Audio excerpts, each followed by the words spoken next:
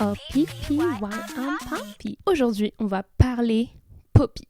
Petit aparté, c'est bon, nouvelle cam, nouvelle vie. Vous aurez plus de vidéos pixelisées. Bravo, j'ai trouvé une solution. C'était de filmer avec mon téléphone. Waouh. Bref.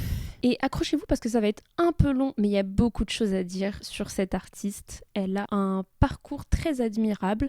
Donc je vais revenir un peu sur toutes ces étapes parce qu'il y en a pas mal. Alors Poppy, qui est-ce ?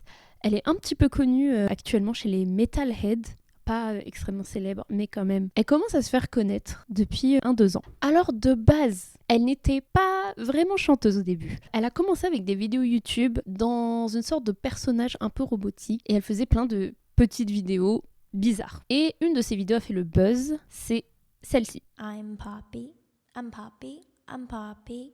I'm Poppy. Donc si vous demandez ce qui se passe, en fait, elle dit juste I'm Poppy pendant 10 minutes. Et ça a fait le buzz. Mais en parallèle de ces vidéos, elle faisait un peu de musique. Elle a sorti un single qui s'appelle Low Life. C'est plutôt connu dans la fanbase Poppy, mais pas plus que ça. Et tout ça, elle le faisait avec un producteur qui la gérait, qui s'appelle Titanic Sinclair. Donc c'est lui qui gérait ses musiques et ses vidéos. Et il y a toute une histoire autour de ça. Il y a eu un drama, etc.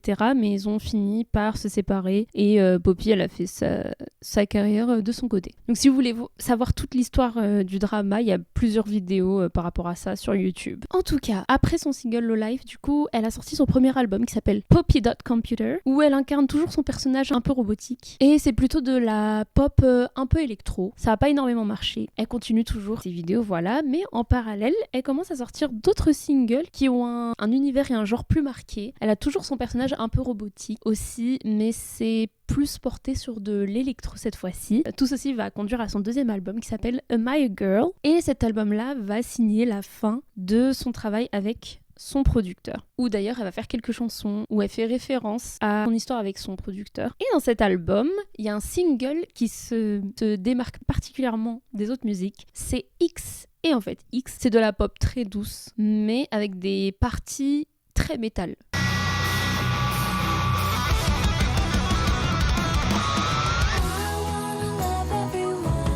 Ce single-là est super et elle se fait un petit peu connaître dans le monde du métal, mais pas trop. Et pour les fans de Poppy, c'est très surprenant.